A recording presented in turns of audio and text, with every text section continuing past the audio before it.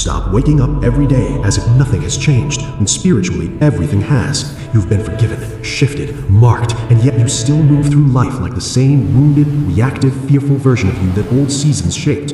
You say things like, "That's just how I am," or "I've always been this way," even though something in you whispers, "You're not meant to stay here." The truth is, you outgrew some patterns, but you still wear them because they're familiar. You've outgrown certain mindsets, but you keep rehearsing them because they feel safe. You've outgrown certain environments, but you stay in them because the unknown feels scarier than the pain you understand. You're not faking it, you're just not fully updated to who you've actually become. I see you. I see the conflict between who you were and who you sense you're called to be. I see the days you respond with old anger and immediately feel, "That's not who I want to be anymore." I saw you when you walked away from something that used to own you, and later you wondered, "Was that really me?" That was you. New you breaking through. But because old you is loud and familiar, you keep giving it the microphone. Type amen if you feel caught between an old you and a new you. There's a story in scripture about a man named Jacob. His name meant supplanter, heel grabber, someone who manipulates, hustles, grabs what he wants by any means necessary. His whole life matched his name. He tricked his brother Esau out of his birthright. He deceived his father to steal a blessing.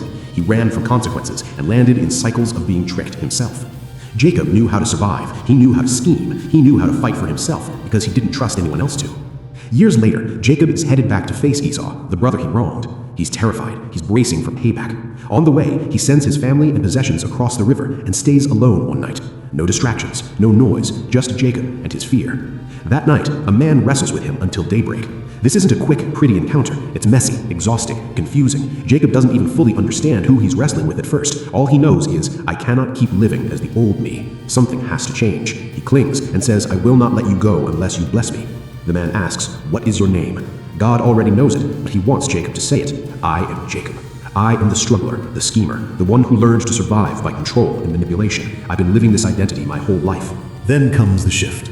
Your name will no longer be Jacob, but Israel, because you have struggled with God and with humans and have prevailed. In that moment, heaven updates his identity. Not, "You will become Israel one day if you behave." You are Israel now. But here's the key. Jacob walks away from that encounter limping. His hip is touched, weakened. He will never walk the same again.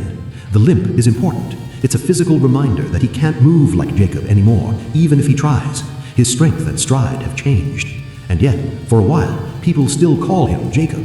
Old name, new reality. Old habits, new identity. Old reputation, new nature. This is where most people are living. The wrestling has happened. The encounter with God is real. The calling is real. The shift on the inside is real. But the world still calls you by old names. Old patterns still tug. Old triggers still fire. So you assume maybe nothing really changed. Maybe that was just a moment. No, the limp says something happened. The new name says heaven has moved you into a different season. Comment 777 if you're ready to walk as who you are, not who you were. So let me ask you, what Jacob names are you still answering to? Angry, addict, messy, too much, unfaithful, unreliable, always the problem. Which of those identities have become such a part of your story that you reflexively say, "That's just me," even when God has already written a different word over you?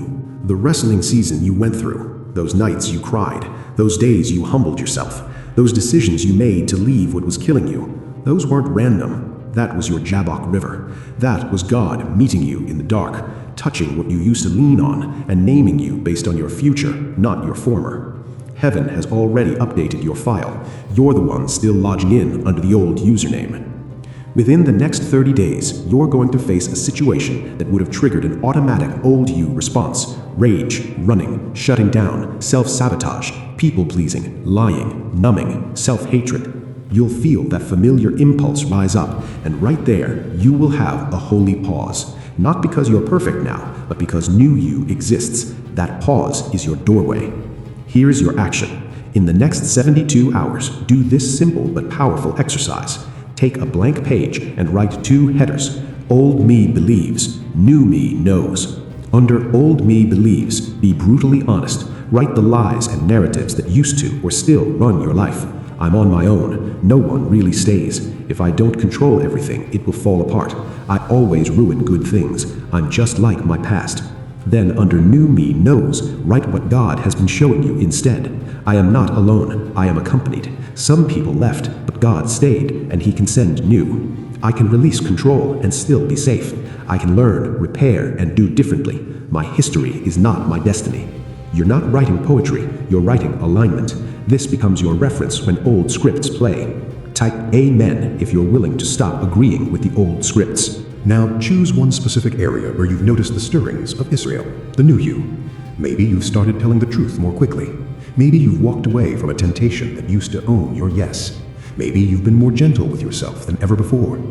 Whatever it is, amplify that. Lean into it. Take one conscious action that agrees with that new identity. If old you isolated, new you might send a vulnerable text instead.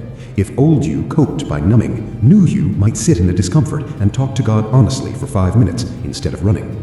If old you exploded, new you might walk away, breathe, and respond later. Small, practical choices are how you walk with a limp and a new name. Jacob's life didn't become flawless after that night. He still had complicated family dynamics, old consequences, and messy history. But every step he took, he walked as Israel, a man who had encountered God and would never be the same.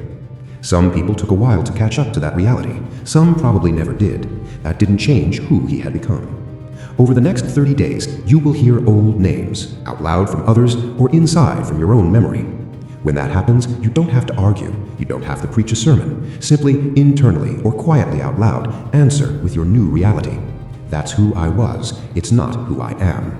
You are not denying your past. You're refusing to let it prophesy your future. Healing doesn't erase your limp. It transforms what it means. The limp that once screamed wounded can become a sign that says, wrestled and met God. The scar that once felt like shame can become proof you survived what should have destroyed you. The trigger that once ran your life can become a signal that points you back to the one who is still stabilizing you. You are not asked to perform as the new you. You're invited to practice being the new you.